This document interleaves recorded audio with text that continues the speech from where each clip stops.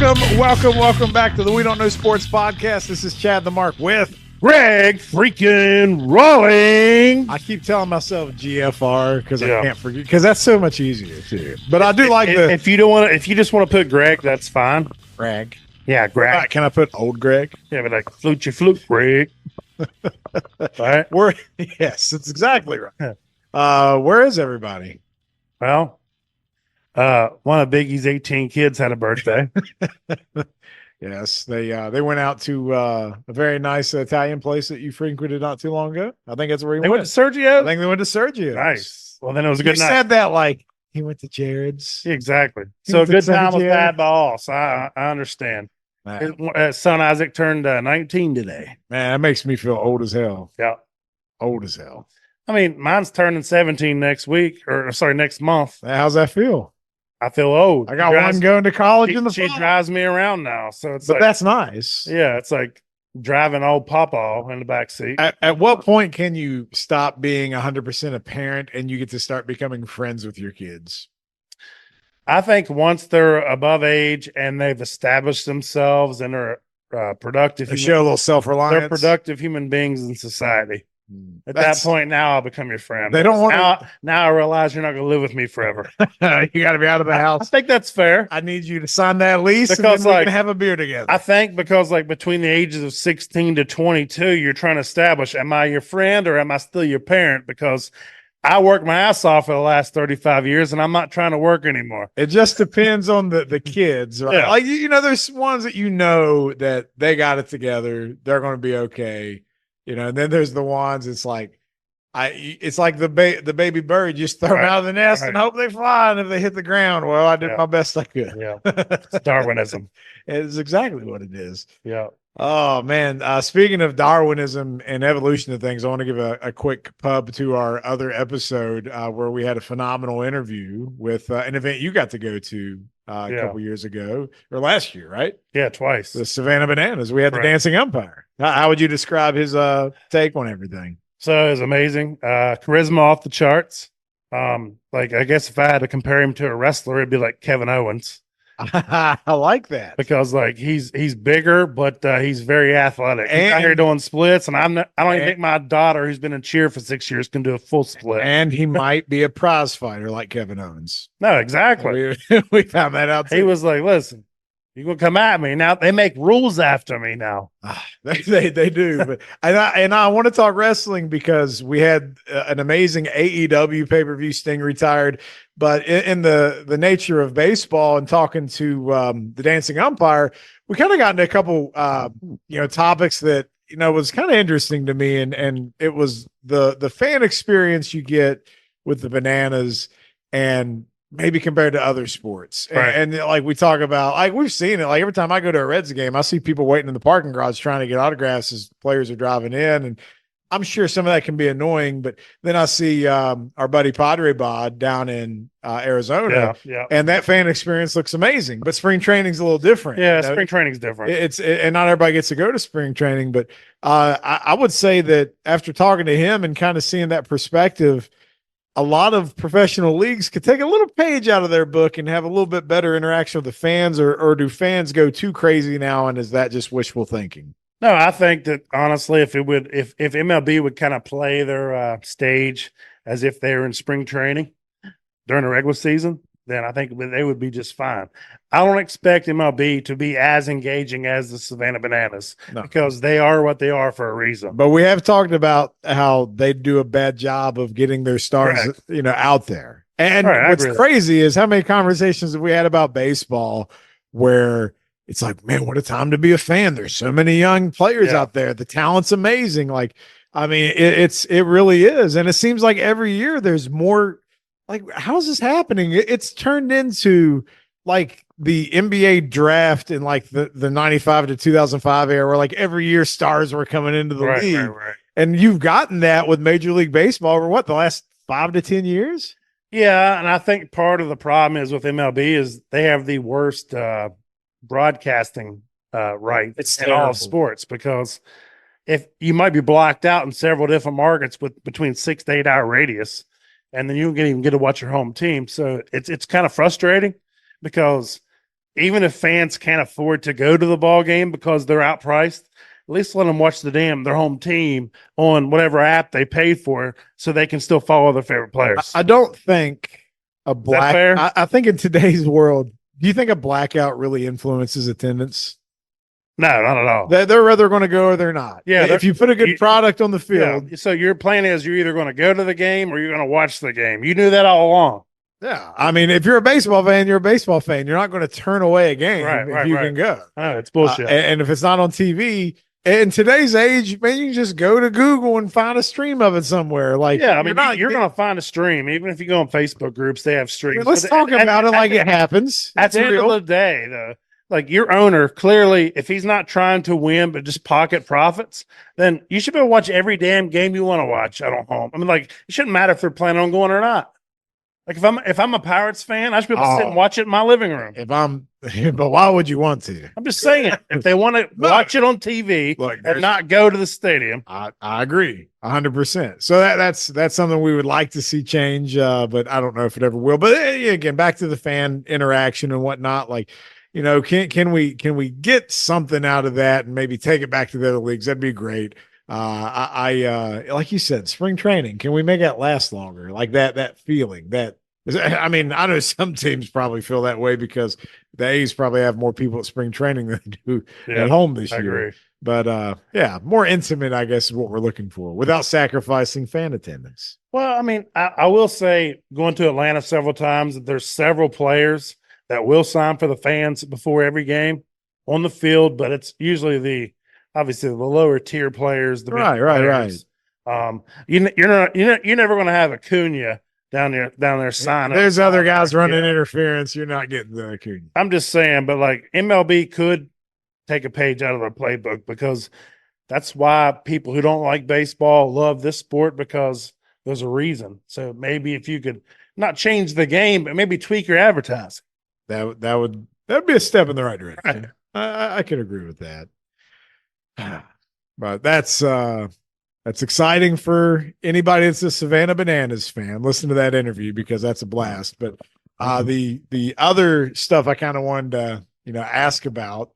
We're getting close to March. How confident are you even filling out a bracket for March Madness? Because we were talking about the show, and you're like, I don't want to talk about college basketball. I don't want to talk about college basketball either. But that being said, I just was curious, how little of it have you followed this year? Well, West Virginia is really bad. They're very bad. We knew they were going to be really bad before the season started.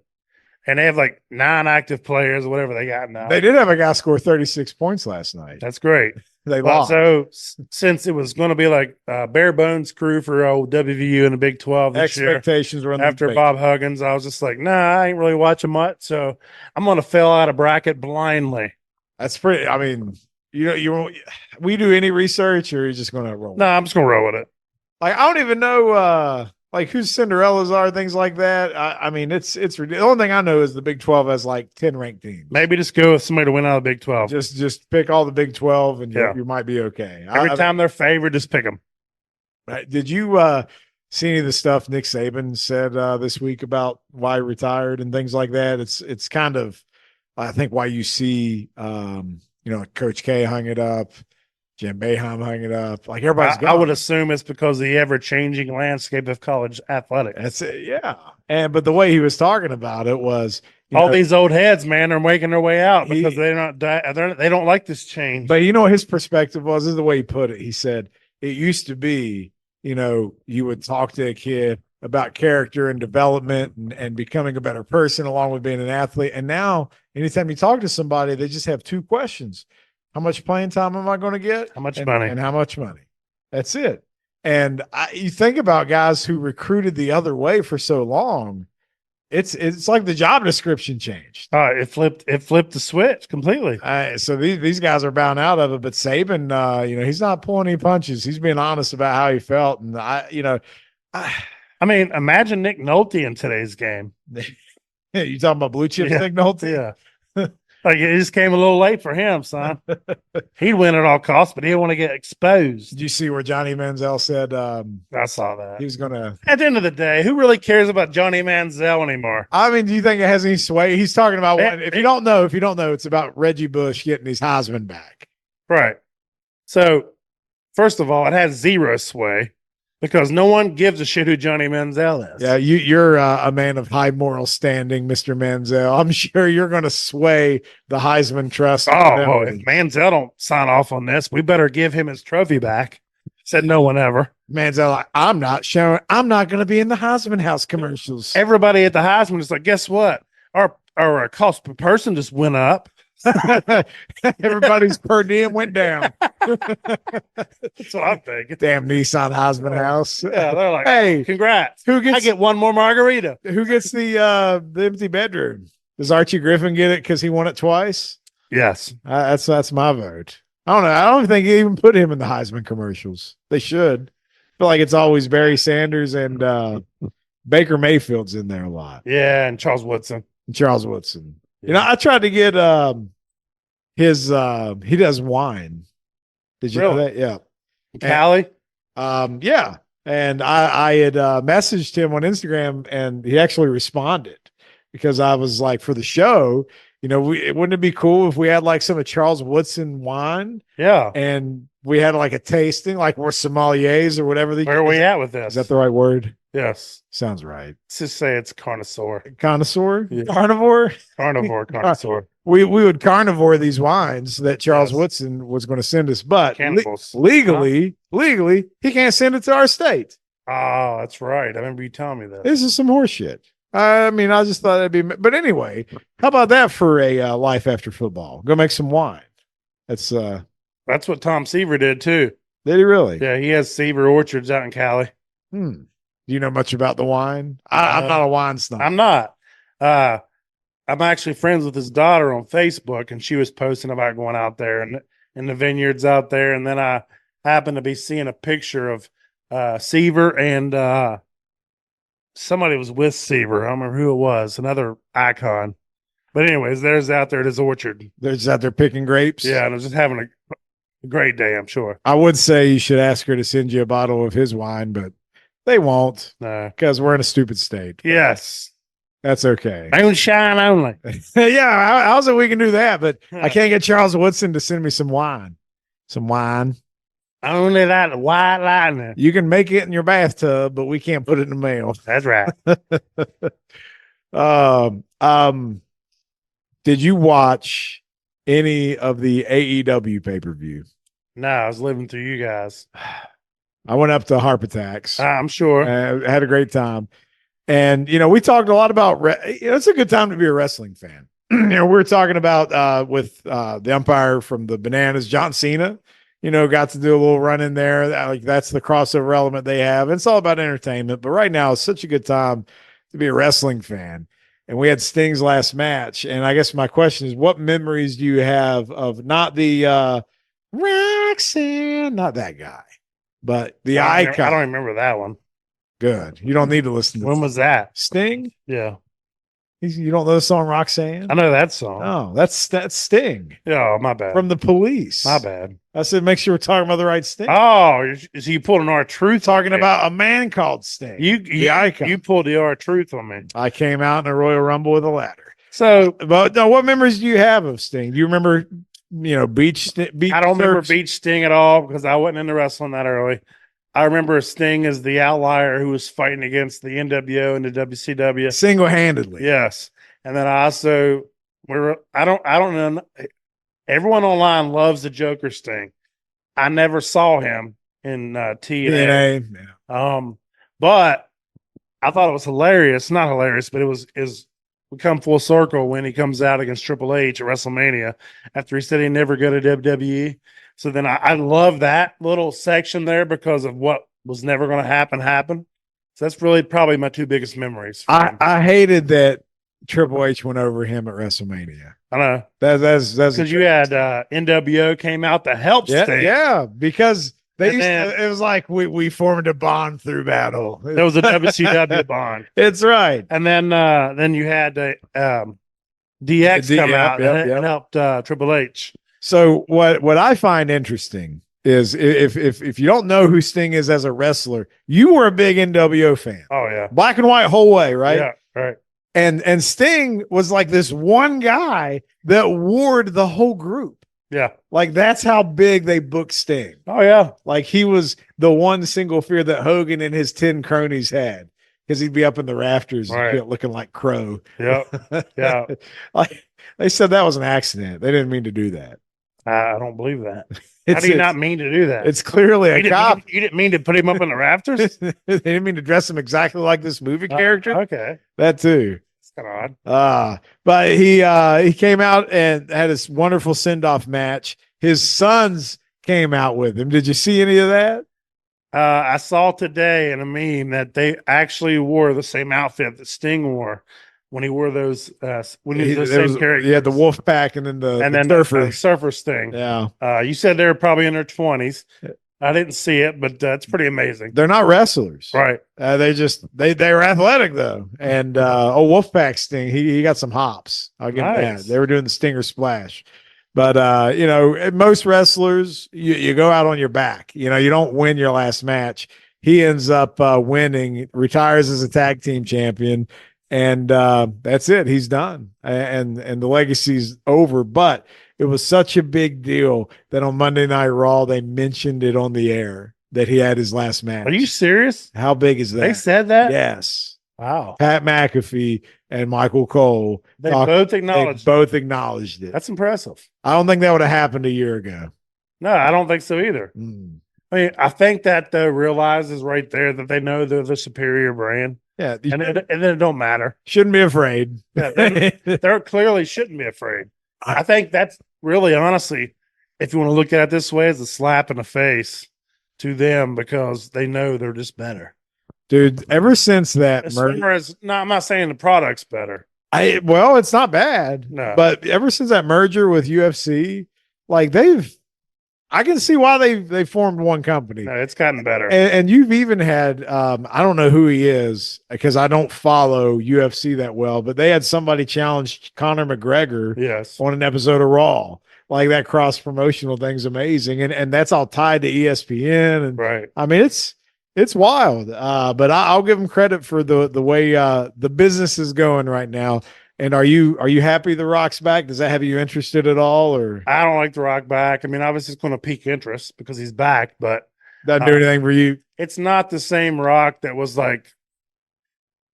It's hard for me to believe after all the public media attention with Hawaii and the nonsense. Like if it was 2 years ago, it'd feel a lot different, wouldn't it? Yeah, I mean, but like the fact he's already out here talking about trailer park trash, and we know he's a billionaire almost. I'm like, yeah, it just ain't the same. Like, it don't feel the same to me. They had they used to do this back in the 90s like crazy, but somebody had a sign that said "Die Rocky Die," right? And they kept trying to avoid showing it on TV. Even though he's a heel, but that's too much. You can't say things like that now. I honestly think now with the direction that WWE's going that they didn't need The Rock. Like, I don't feel like that. I almost feel like it's almost passed him by. I mean, I agree, but I think that's why they're doing it, right? Because they already know, like, they have to do it now. Or we probably should have already done this, right. And now we haven't. But you talk about just like eyes being on the sport of wrestling. And then we talked about the time with the UFC, combat sports in general. I don't care what anybody says. I agree with what Mike Tyson says. Jake Paul is good for boxing. And Mike Tyson must really think that because this happened today that they announced, was it in June or July? July. On Netflix. Jake Paul, Mike Tyson at the Jerry's World. And on Netflix. Yeah, and Netflix, this is their first foray into this type of thing. So like they're going to rather make or break their decision to do things like this forever. You keep talking. I got to get a refill. All right, we'll just stop till you come back. This long pause has been brought to you by Big Timber IPA, brewed in the heart of Elkins, West Virginia. Yeah, you're good. You can talk to the mic again. It's fine. Your mouth is no longer dry. I'm good now. You are no longer, what were you say? You were famished? Yes. Parched. Is that what it means? Perched is a fish. Parched means my mouth's dry. I believe it's parched. Maybe. Survey says nobody's listening. I'm gonna chalk it up to my accent. I got it right. Bices. That's right. But I wanted we were talking about wrestling and UFC and all that shit, right? But today they talked about Tyson and Paul. That's a big fight. That's you're interested in that, right? I'm very interested, but here's the thing: like Paul keeps picking these. Obviously, Tyson is as well, but now we're talking about a different level of over the hill. He obviously picks his opponents that aren't in the prime, right? Yeah. Well, the last couple of fights, he's fought some people we've never heard of, right? And it hasn't been as big of a draw. Right. But I think that's what he's been trying to do is boxers, right, to get better. But like, what happens now at 55 or however old he is? I think he's 57. He will be 57. Mike Tyson just come in and pummels this kid. So then what? It's over.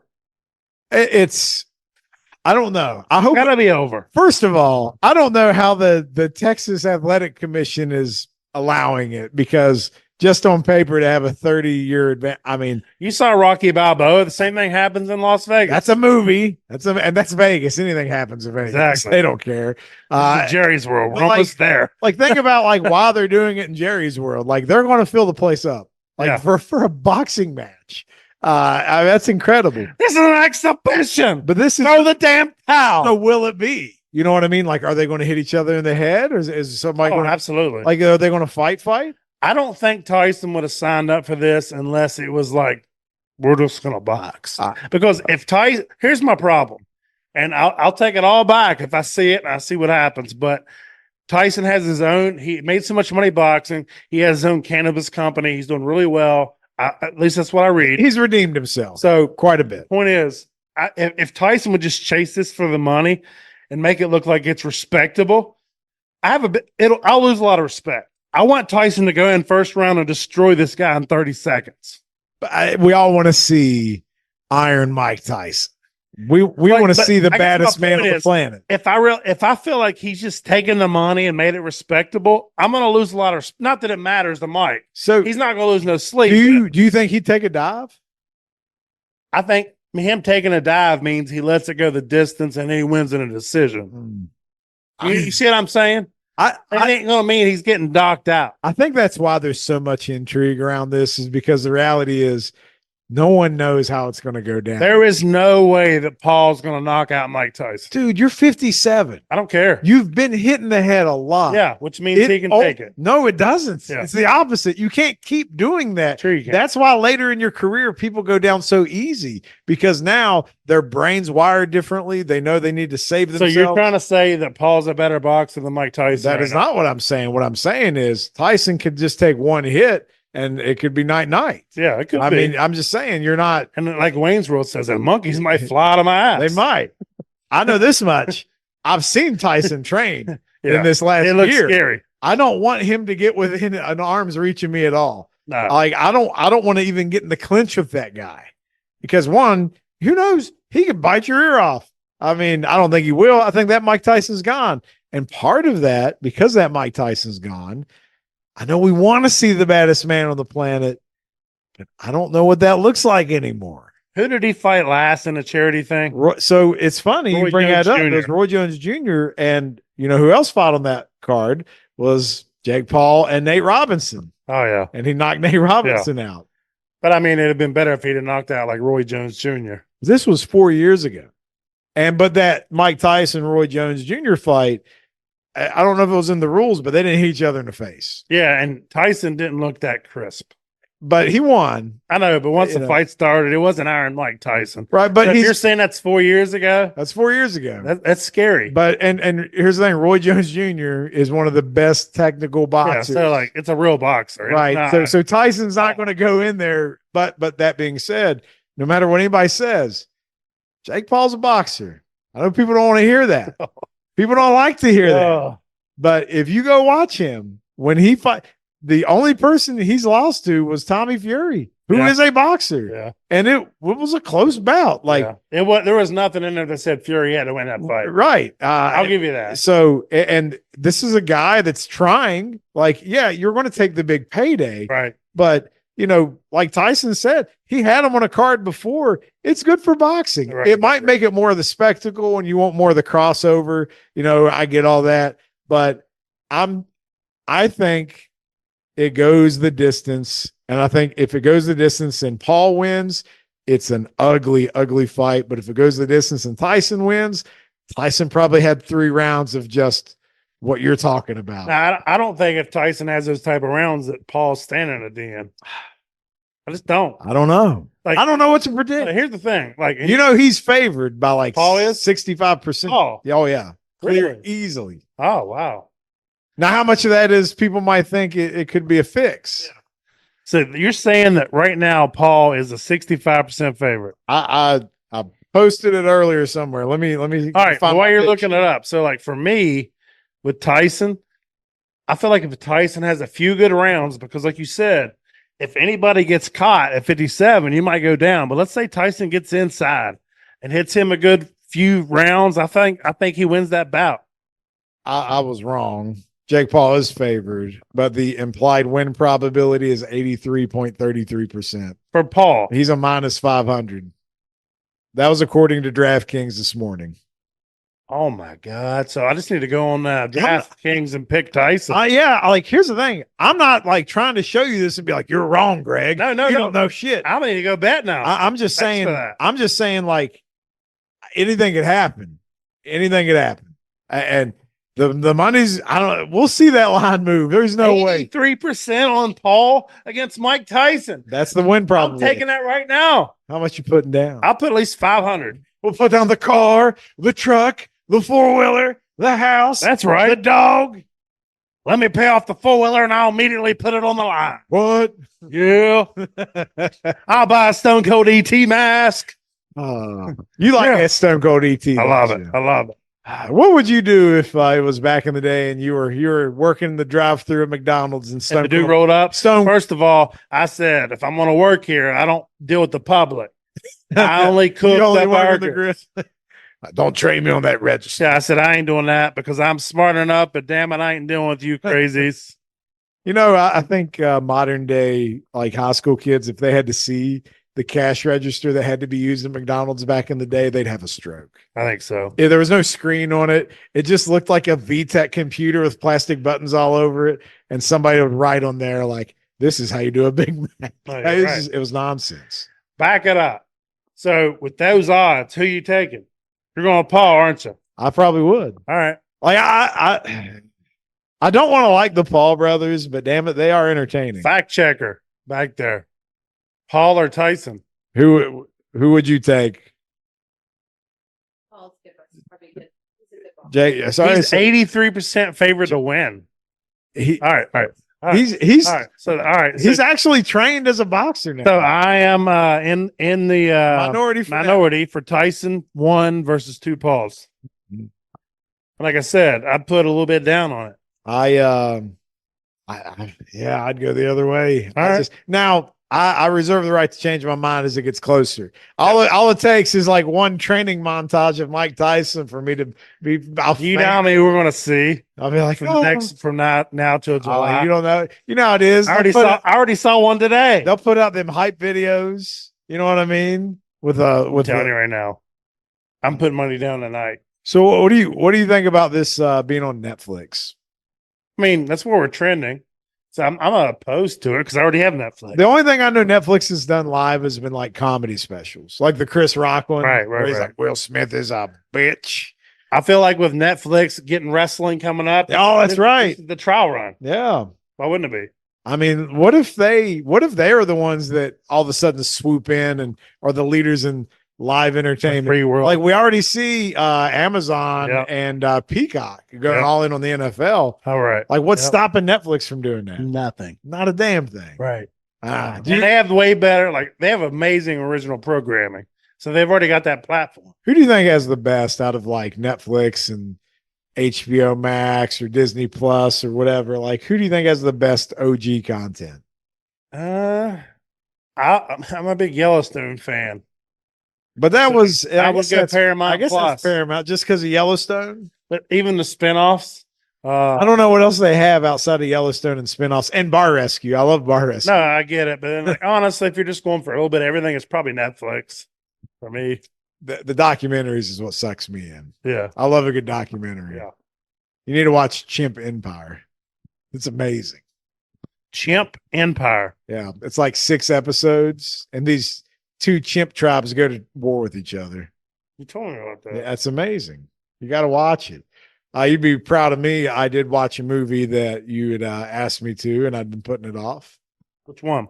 Take a guess. I can't remember what I've told you. True Romance. Oh, that was a Cheryl reference. Yeah. I didn't even know it was written by Tarantino. Yeah. But once I started watching it, you could tell very quickly. Yeah. And man, like Christian Slater was a guy for a minute in the 90s, wasn't he? Yeah, he was. He was. Do you know that guy?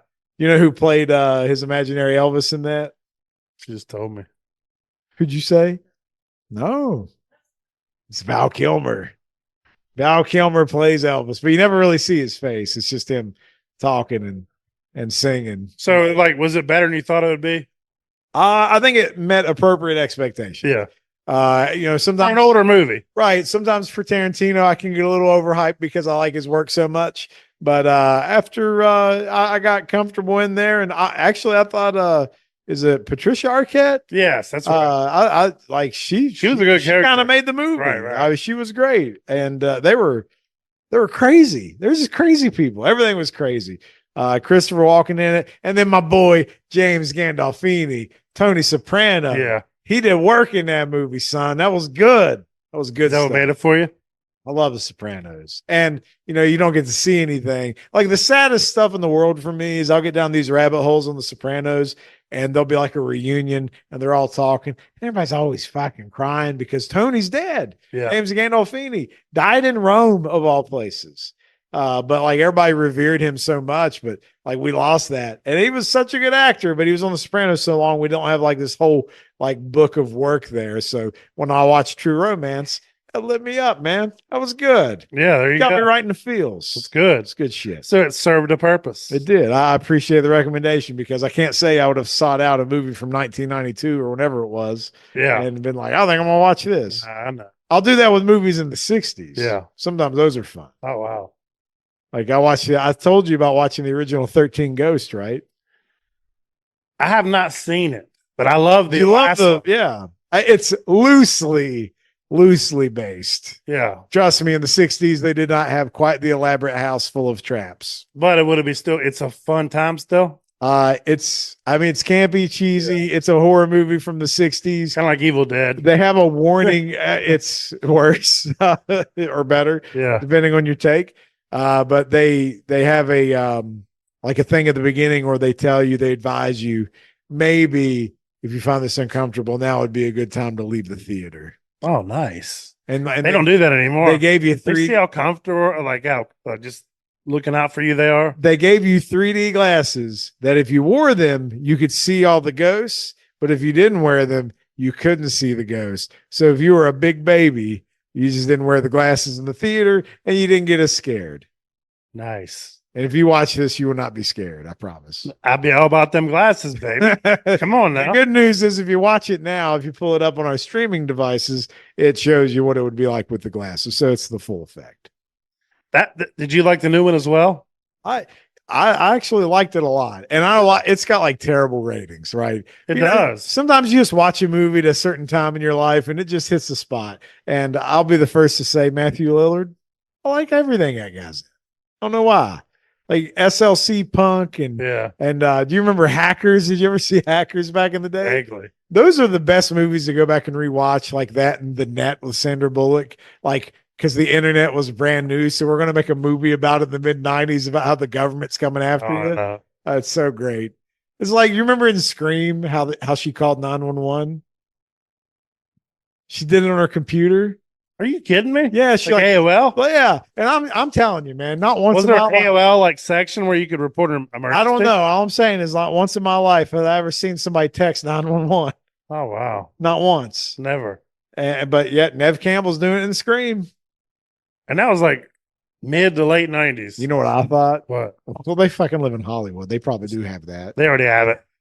They're in California. Yeah. That was a rich white neighborhood. Should probably back then, it's probably a pager. No, it was California and they probably had DSL out there already. They might have.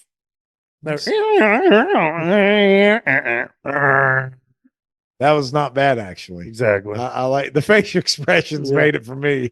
So people that don't know what that means don't understand. Oh, they know. Real ones know. Real ones know. Just like right now, they're going back and watching Scream to see how you can text 911. But I think that does a good wrap for the show tonight, man. I missed everybody this week, but I feel like you and me always do a good time when we're just hanging out. We held it down. And maybe you did a baseball autograph giveaway. It's great interview, dude. Yeah, great interview. Make sure you guys check that out. We got plenty of time. Maybe we'll play some jam. 8:45. We play some jams. Play some NBA jam. That's right. And we'll have a good old time. We're good. All right, everyone. Have a wonderful, wonderful rest of your week.